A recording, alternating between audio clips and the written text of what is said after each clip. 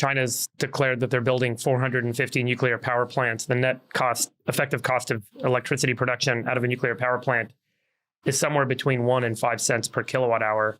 The US on average is paying 11 to 15 cents per kilowatt hour.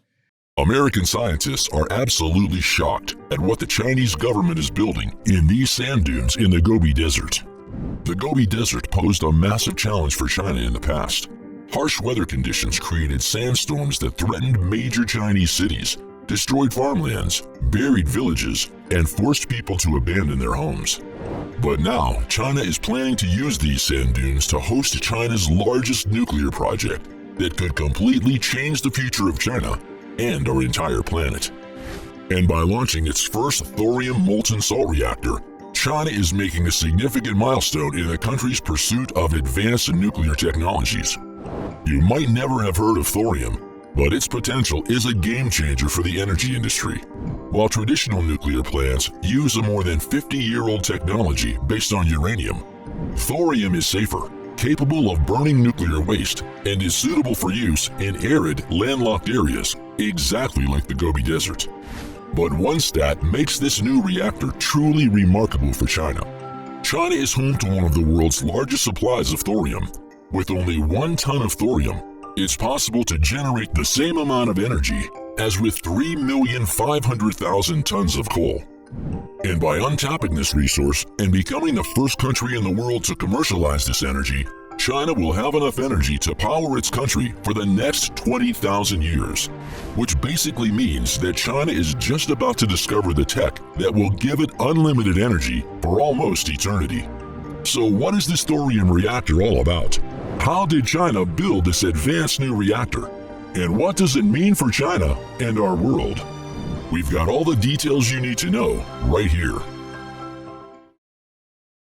The United States was the first country who explored thorium and built molten salt reactors back in the 1960s that demonstrated the feasibility of using thorium. However, the U.S. failed to make significant progress because of political reasons and a lack of government funding, as resources and budgets were primarily allocated to NASA during the space race with the Soviet Union. India, on the other hand, holds the world's largest supply of thorium, which is why they have been trying to build a thorium-based nuclear power reactor since the 1980s. However, India has faced challenges in terms of technical expertise and government funding, hindering the progress of the project. This is where China has some major advantages. But first, we need to understand the link between thorium and China's control over the rare earth supply chain. Thorium is a byproduct of the rare earth mining industry, and China is by far the largest producer of usable rare earth metals, accounting for 60% of rare earth mining and 85% of rare earth processing. Raw materials such as cobalt, nickel sulfate, lithium hydroxide, and graphite are predominantly sourced from mines in South America and Africa. But a significant portion of these raw materials is sent to China, where it exerts control over the refining process to create battery cells for the rising EV industry, thus giving the country a significant supply of thorium. Another significant advantage is that China's one-party government's long-term planning and decisive actions give it a supreme advantage over other countries. As a one-party state, China can efficiently invest in and build infrastructure projects. Once the party decides to move forward, the bureaucracy is minimal and the actions are clear and precise to achieve the desired result.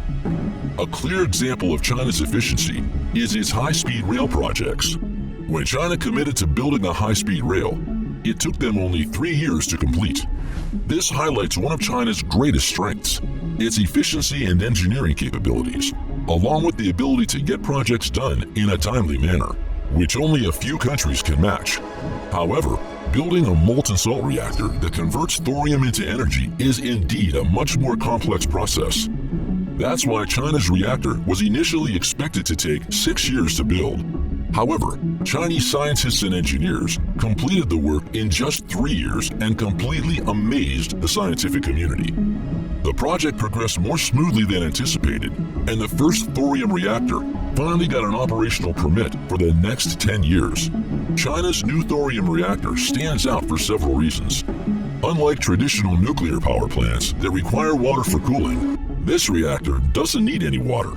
making it suitable for construction in dry and arid areas like the Gobi Desert. With ongoing droughts and increasing temperatures, this will be an increasingly important feature. For instance, France, which is the biggest nuclear energy producer in the EU, had to cut its nuclear energy output as the river's water heated up too high during the heatwave season and wasn't able to cool the reactors down. And a winter drought made it even worse. The nation that traditionally exports energy had to rely on energy imports for the first time in 40 years. That's the type of problem which the thorium reactor would be able to solve as well. Another remarkable aspect of this new reactor is its ability to burn uranium-238, which is a waste product from existing nuclear water reactors. This means that China can utilize its thorium reactor to convert existing nuclear waste into clean carbon-neutral energy. Additionally, the technology is considered extremely safe because the reactor can regulate its temperature itself and avoid dangerous meltdown situations as had happened in the past in Fukushima and Chernobyl. China's pursuit of thorium reactors is part of its broader plan to become carbon neutral by 2060. The nation invested a whopping $440 billion in its nuclear buildup and plans to build at least 150 new reactors. That's more reactors than the rest of the world has built over the past 35 years combined. As the world leader in renewable energy, China aims to integrate these new salt reactors with its existing wind and solar plants to provide a stable electricity supply. So China is quietly and rapidly emerging as the world leader in another area of technology. China has already built the world's most advanced 5G network and is now working on 6G technology. The country operates the most advanced high-speed rail network and is a major producer of silicon wafers used in solar panels. When it comes to electric vehicles, no country can produce them without battery technology from China. But why is the US lagging so far behind in this field of technology? One reason why the US hadn't developed thorium technology back in the 60s was because of low military interest. The technology wasn't suitable for enriched plutonium and uranium, which is needed to build nuclear weapons. And as we dig deeper into this rabbit hole, it turns out that the US electrical grid faces some major challenges for the energy transition. The electrical grid in the US is divided into 3 zones: the West, East, and Texas, further fragmented into regional operators that compete for profits. This fragmented grid structure becomes a major obstacle for the US in its efforts for the energy transition, as it lacks an integrated system that can effectively tap into wind and solar energy to secure its energy independence. In contrast, China operates 2 grids, one in the north and one in the south, and these grids were synchronized in 2005. By 2011, every province in China was interconnected into one system. This interconnected grid provides a significant advantage for China, allowing the country to leverage its renewable energy production effectively. With a connected grid, China can harness the power of wind, solar, nuclear, and now thorium to meet its energy needs and become the leading renewable energy producer.